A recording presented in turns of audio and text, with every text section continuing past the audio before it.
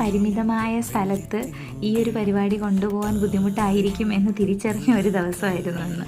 അനിയനും ചേട്ടനും മാമനും ഒക്കെ ഇന്ന് അത്യാവശ്യം പണിയെടുത്തു. അത് റോഡിൽ നിന്നൊന്ന് പെയിൻ്റ് അടിക്കാൻ കണക്കിന് കയറ്റിയിടാൻ വേണ്ടിയിട്ട്. ഫുൾ പെയിൻറ്റിങ് അല്ലെങ്കിൽ പോലും ജസ്റ്റ് ടച്ച് ചെയ്ത് ക്ലിയർ അടിക്കാൻ വേണ്ടിയിട്ടായിരുന്നേ. പെയിൻറ്റിങ്ങിന് വണ്ടി തരാമെന്ന് പറഞ്ഞ് വണ്ടി വന്നപ്പോൾ ഞങ്ങൾ വിചാരിച്ചു ഈസി ആയിട്ട് ഓക്കെ പറഞ്ഞതായിരുന്നേ. പക്ഷേ ഞങ്ങൾ ഒരു നിമിഷം ചിന്തിച്ച് ഈ വണ്ടി ഫുൾ പെയിൻറ്റിങ് എങ്ങനെയാണ് പറഞ്ഞെങ്കിൽ ആകെ മൊത്തം പെട്ടുപോയനെ എന്നുള്ളതായിരുന്നു. ഈ ബ്ലാക്ക് കളറിലുള്ള ലൈൻസൊക്കെ പോയെടുത്ത് നമ്മൾ കുറച്ചുകൂടെ ഒന്ന് ടച്ച് ചെയ്തു.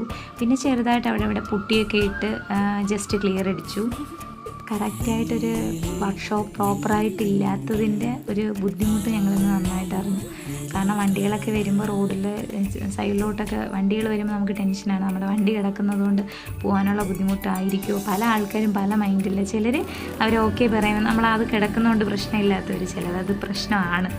ഇന്ന് ഞാനും ചെയ്യണം മാത്രമല്ലായിരുന്നു കേട്ടോ, ഇന്ന് മാമനും കൂടെ ഉണ്ടായിരുന്നു. നിങ്ങളുടെ സ്നേഹവും പ്രാർത്ഥനയൊക്കെ കൊണ്ട് വണ്ടികളൊക്കെ വരുന്നുണ്ട്.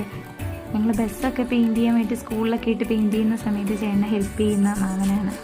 ഞാൻ പിന്നെ ഒന്നും ചെയ്യാതിരിക്കേണ്ടതെന്ന് വെച്ചിട്ട് കുറച്ച് സ്റ്റിക്ക് ഒട്ടിക്കാനും അതുപോലെ തന്നെ കുറച്ച് ക്ലിയറൊക്കെ അടിച്ചു കൊടുത്ത് ഹെൽപ്പ് ചെയ്തു. ഇന്ന് സത്യത്തിൽ ഈ വർക്ക് ഞാൻ കൂടുതലും അടുപ്പിയെന്നാണ് പറയാം.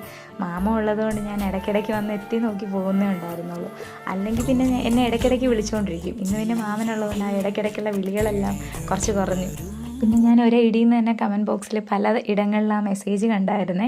നമ്മൾ മെസ്സേജസിന് അല്ലെങ്കിൽ അവർ കമൻറ്റ് ഇടുമ്പോൾ റിപ്ലൈ കൊടുക്കുന്നില്ല എന്നുള്ളത്.